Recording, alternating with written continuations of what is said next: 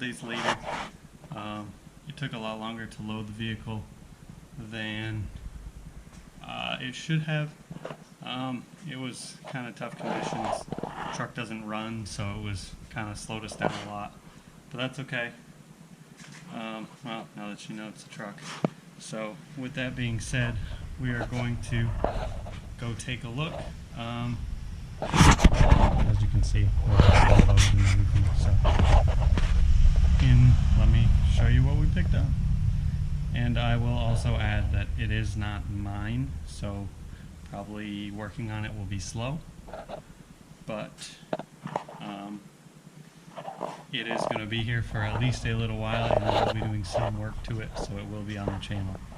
So with that said, let's jump into it. Alright guys, so here she is. It's a 1990 Ford F-150. It has a 5-liter V8 in it. It is a regular cab short box. I don't really know a whole lot about it, like I said, because it's not mine. But I did look it over. So I got a pretty good idea of what I'm looking for, or what I'm looking at. We got a lot of work ahead of us. It does not run.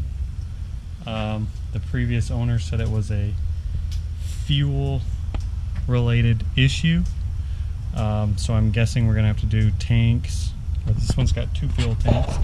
You see it's got the back door, which is right there, and the front gas door, which is right there.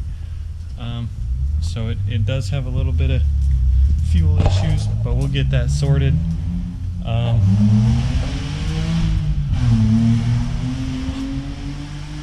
Apparently the neighbor's in a hurry.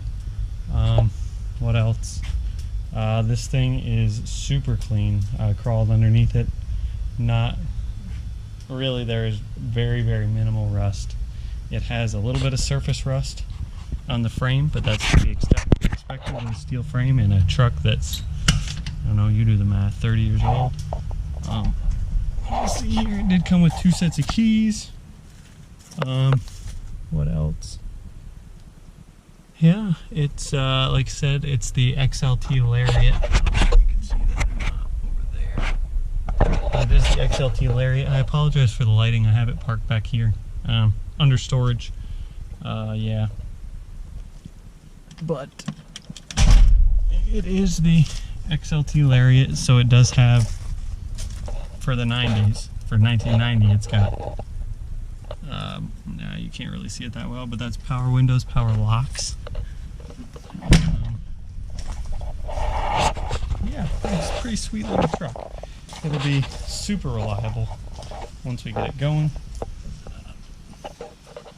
Let's get this hood popped.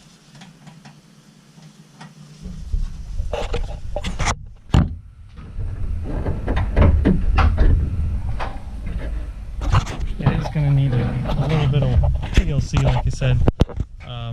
All the tires are dry rotted, so those are no good. It does have a little bit of damage here, and I think that's because of the door sag. I'm guessing it used to be worse. You see how there's a really tight gap at the top, and as you go to the bottom, it's a really big gap here. So that's all door sag. It just needs some work, and we'll get that straightened out. We need to look into the fuel system. Another thing, let me see if I can pull out my phone if you guys can see it. If you look right down there, I don't know if you can see it, right down there, that on the manifold right there is a crack. I'm guessing that's the same situation on both sides. So it does have a little bit of a crack there. What else? This is the only rust that I found on the battery. This is a little bit under the battery box. We can pick one up. There's a couple of these in the junkyard. We can pick a couple of those, or we can pick one of those up. Not a problem. I'm guessing it should be okay. What else? There's not really much else to say about it until we really start digging into it. It only has, according to the odometer, 77-ish thousand miles. I believe is what it said. You can take a look here.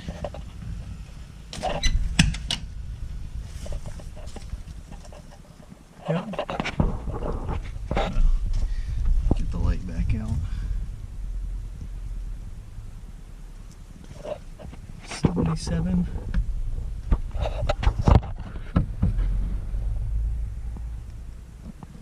77,046 miles. So that's pretty low mileage for this. We do know that it's sat for the last 2 years or so and hasn't been used. But that's not a bad thing. We caught it when we did. It's a good thing we got it when we did. It can be saved. So this is actually going to be my father's vehicle. So get this going for him so that he can drive it back to New York, where I'm from. And this will be his daily driver. So in the time that it takes him to get down here, we'll probably end up doing probably fuel tank, maybe fuel pumps. It is electronic fuel injected. I'm not sure if this is the first, when they introduced it into the F-150s, if this is older or the first generation of electronic fuel injection, but that's pretty cool. Not carbureted. Check the oil is low.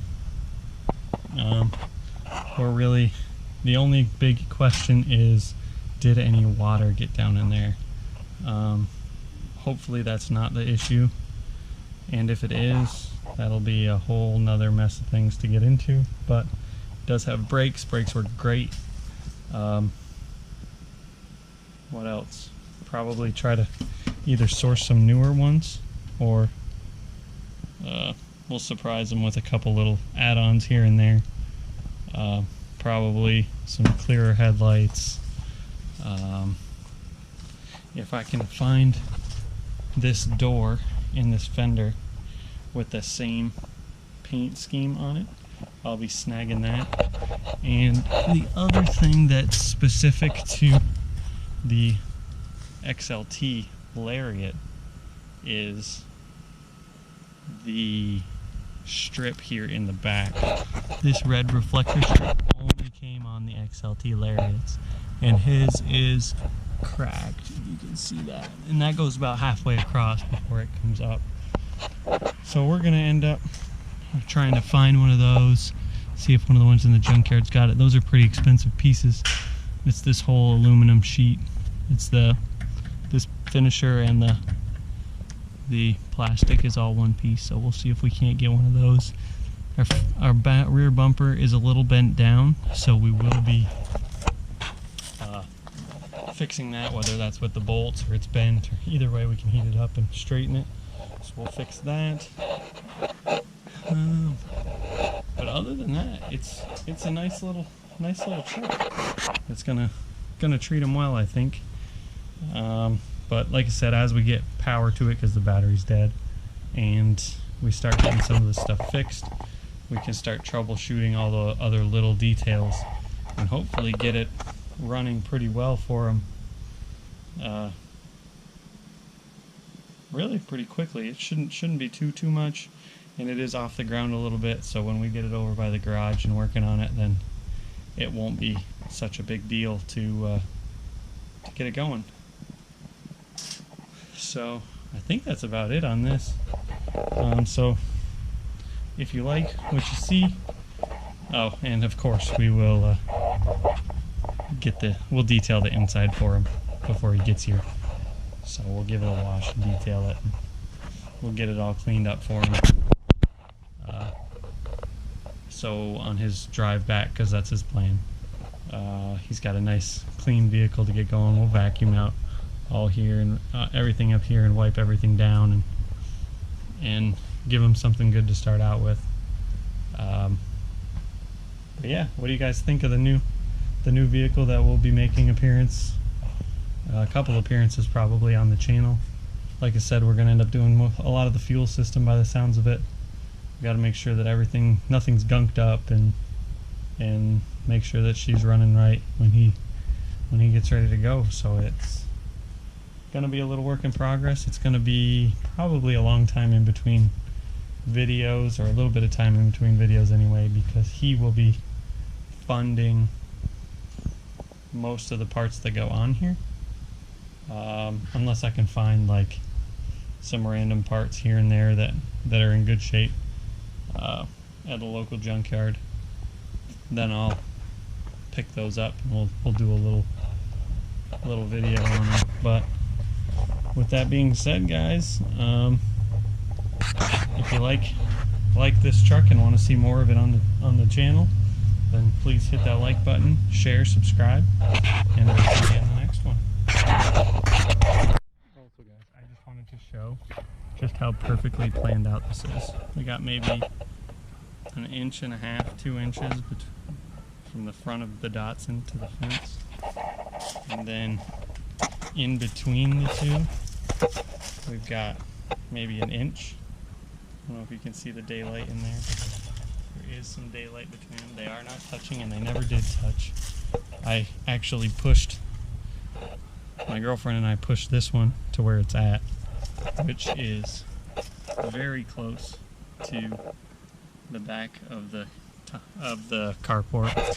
And then I used reverse and the brakes. So basically I put it in reverse, held the brake, and then pushed it with my foot so that I could get that close with minor adjustments so that I could get everything under the carport, because I don't know about that, but this definitely leaks. I left it out in the rainstorm a couple weeks ago and the floorboards had water in them, so I need to make sure that this is never out in the weather, at least the cab, because I don't know where it leaks from. So yeah, I just thought that was cool that it fit that tight. So